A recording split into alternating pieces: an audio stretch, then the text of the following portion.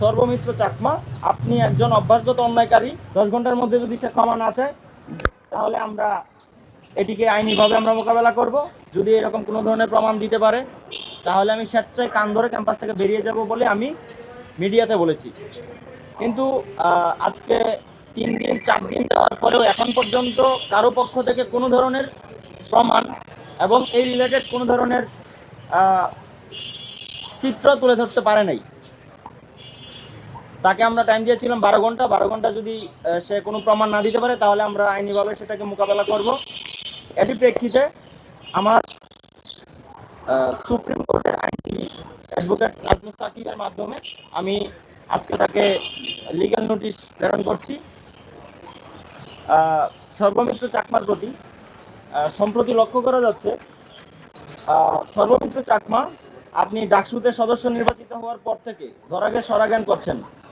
আপনি এখতিয়ার বহির্ভূত বিভিন্ন ধরনের উচ্ছেদ কার্যক্রম পরিচালনা করছেন, যা একান্ত বিশ্ববিদ্যালয় প্রশাসনের কাজ। এমনকি সম্প্রতি বিশ্ববিদ্যালয় খেলার মাঠে শিশুরা খেলা করছে বিধায় তাদের সাথে অযাচিতভাবে খুবই ন্যাক্কারজনক আচরণ করছেন। ফলে এটি অনুমেয় যে আপনি অভ্যাসগত অন্যায়কারী। এন আচরণ করে আপনি পৈশাচিক আনন্দ পান। আবার বলছি, সর্বমিত্র চাকমা, আপনি একজন অভ্যাসগত অন্যায়কারী।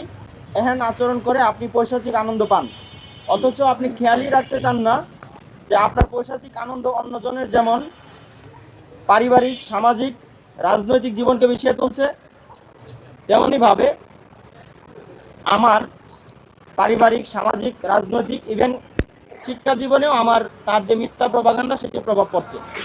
আমার পরিবারকে বিভিন্ন জনে ফোন দিয়ে আপনারা ইতিমধ্যে সাইফুল্লাহ বলেছে যে আমার আব্বু একজন কামিল মাদ্রাসার সদ্য সাবেক প্রিন্সিপাল। এলাকায় আমার পরিবারের, আমার বংশের একটি সুনাম রয়েছে। আমার যে শিক্ষা জীবন সেখানে আমার একটি সুনাম রয়েছে, আমার রাজনৈতিক জীবন সেখানে আমার একটি সুনাম রয়েছে। কিন্তু সে যে অভিযোগ এনেছে এবং কিছু মিডিয়া যারা হচ্ছে কোনো ধরনের আমার সাথে কোনো ধরনের কথা না বলে, সত্যায়ন না করে যে বিষয় ঢালাওভাবে আমাকে ট্যাগ দেওয়ার চেষ্টা করেছে, তাদের প্রতি নিন্দা জানাই। এবং আমার যেই পারিবারিক, সামাজিক এবং রাজনৈতিক শিক্ষা জীবনের যেই অপূরণীয় ক্ষতি হয়েছে সেটির জন্য আমি তার থেকে 12 ঘন্টা, এখন আজকে আবার আইনিভাবে আমি তাকে 12 ঘন্টা সময় দিচ্ছি।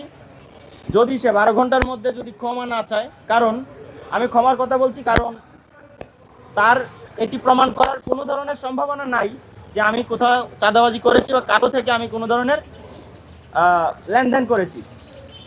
আজ পর্যন্ত ক্যাম্পাসে বা ক্যাম্পাসের বাহিরে রাজনৈতিক, অরাজনৈতিক কেউ বলতে পারবে না।